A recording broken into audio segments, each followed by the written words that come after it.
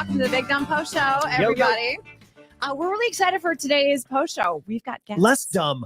Yes. It's less dumb today. Dumb. In a second. If you heard us, we're going to get to our guests in just a second, but if you heard us earlier in the week, both of us were like flying high over seeing the premiere of Kimberly Akimbo on Broadway in Denver. We were lucky enough to like launch its first national tour. And I don't know if you and I have ever agreed on something so like glowingly. It's great. Yeah, It's so good. No notes. So we're going to talk to one of the actors of Kimberly Akimbo in just a second. We got mail today. Should we show it, or are we going to get like dinged? Let's just do it. Okay. We'll ask for forgiveness. I'll be charming. It's okay. Okay, this was sent to us in the mail today. Like KYGO sent out all of these. Big producer Big Mike is giving us the stink eye. Just do it. Don't look at him. I was like, our radio station sent out all these flyers, like double your paycheck. Maybe you got one. Maybe you got one. And we just got this addressed to us today in the mail. Can you?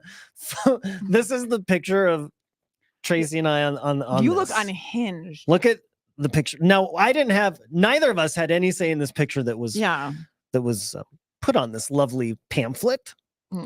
And we got one returned today as Philip. Please take me off the mail list. He saw this picture and he's like, nope, I don't want it. He took time to do all caps, take me off your list with this card. Not a phone call, no soliciting in your home.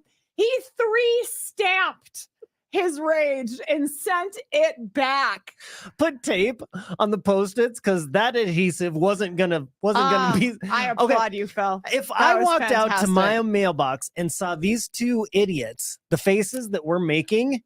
Where's your hand, by the way? Well, clearly somewhere with the face you're making. I would be like, nope, get it out of my mail too. We hope you sign up, Phil, and double your paycheck. We promise we won't send you any more mail with our faces. We can't make that promise.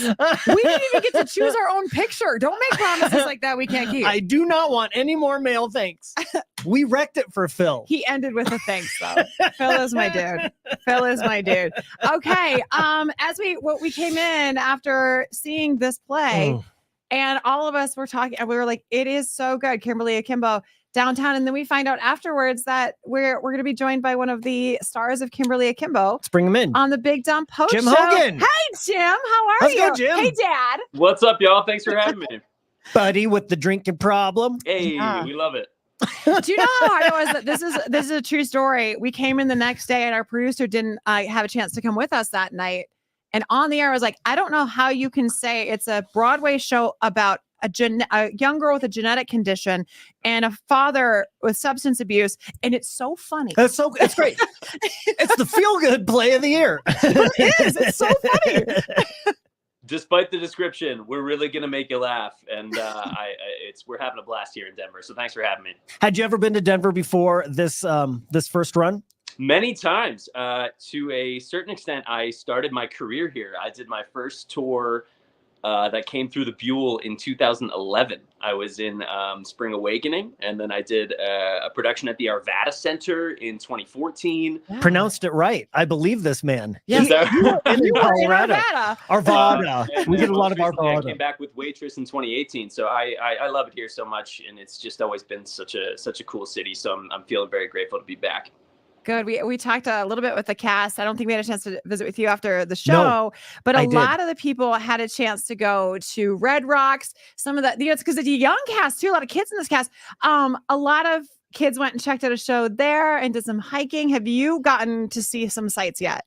I went with them. I saw Missy the other night at Red Rocks. I've always wanted to see a show there. It was incredible. We did a Red Rocks hike. Wait, who did you see? Say again? Who did you see at Red Rocks the other night? Mitski. Oh, yes. I did see that. Oh, it was an incredible show. Just like, what an amazing thing y'all have out here. It's just been so great. One thing that's really cool about your show, because it is so unique, again, even from that description, is there's like 9 of you. Am I right? Yeah, it's very small. 9. And you guys, it's all 9 of you the whole time. And you're not switching characters even. And like you see in a lot of shows where one person plays 3 different people, you stay in your same character the entire time. Yeah, that part is like really special. I mean, I've never been in a show this small ever where every role is so well constructed and well thought out. And so it's just kind of the dream for us as actors, to be honest. I did run into you after, because you guys did a post show party for the first night, right. Opening night. Yeah. And we were lucky enough to be invited back. I had my daughter with me, and you were walking by, and I was like, "Hey, buddy, you did so great tonight. Thanks so much. This was awesome." My daughter got so much out of this Kimberly Akimbo show. Yeah. So thank you for that. I mean, it's I don't even know. I don't relate to Buddy in that, you know, I've got a drinking problem, but I think you played the character so well that I did see a lot of me in you, you know, because you cared, and you dad making promises. You made a promise to your daughter and you couldn't keep it. And I mean, who hasn't been there? Right. Yeah, man. I mean, I appreciate that. I'm so glad your daughter enjoyed it. You know, we really have been having such cool conversations with people of all ages after they see the show. And it's probably a good thing that maybe you don't relate to Buddy's substance abuse, but yeah, I mean, it is, you know, all he really wants to do is do the best that he possibly can for his daughter. Yep. He loves her with everything he has, and you know, he's got some vices to go along with it, but we watched that journey, and it's been really cool. So I'm glad to hear you say that. And that's what's so real about your character. I had my son, our son and daughter are the same age roughly. And, you know, he's growing up in a house where we don't have that problem, but I have family members that do have that problem. And when you make that promise, my son's like, "Oh, he's such a good dad." And in my head, I'm like, he's going to wreck it. You know, right away. In my head, I'm like, that's what's going to happen. You know, that storyline, and you just played that so well for someone who has seen that happen. I really appreciate that. Yeah, I mean, it's tough, and there's some challenges in the show, but ultimately, like, we're leading back with heart. You know what I mean? And what Kimberly gets to accomplish at the end of this thing is really incredible. I cried. I said on the show, I cried when she sang that last. I was like, I mean, this show, I cannot say enough good about it. It's absolutely spectacular. You're absolutely right. But the end of the show, we don't really know what happens to Kimberly. Like, she drives off on a road trip, and I'm not going to give anything away. It's like the end of Sopranos. But we don't really know. Yeah, it's the end of Sopranos. Cut to black. Yes. Jim, as Buddy, what do you think happens to Kimberly? Like, what's her journey after that? And you know what my favorite part about this musical is? Our incredible lyricist and book writer, David Lindsay Bear, said once in an interview that the play is not necessarily interested in what happens to Kimberly after the lights come down.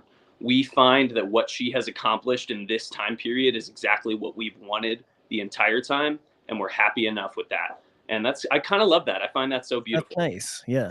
That's really good. Nice. It's so good. You're in Denver until this weekend. Unfortunately, you're leaving Saturday. We'd keep you forever. I know. We'd stay forever. God. So people can grab their tickets. It is a must-see show. Where do you go after? Yeah, where's next? Thank you so much, y'all. We go to San Diego Sunday morning. Oh, Garbage City. I've heard it's ugly there. It's disgusting. It's awful there.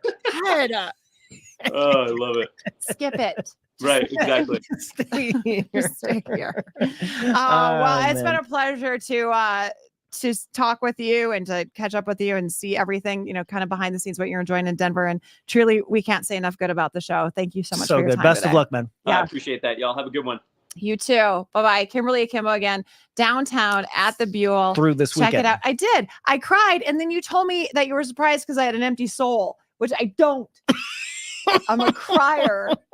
And I was like leaning over and I was like, oh my God, like this play got me. It did. It got you. It got you. And I did not bring up my son. Did you see that? Only in the conversation. I did not say that my son's an actor and he loves it too. And he's in performing arts school. Well, now I did, but that was just for the example. Just did it. Is he still on the line? Did he hear that? Can I send him his resume? Can I? Okay. Have a great day. See you guys.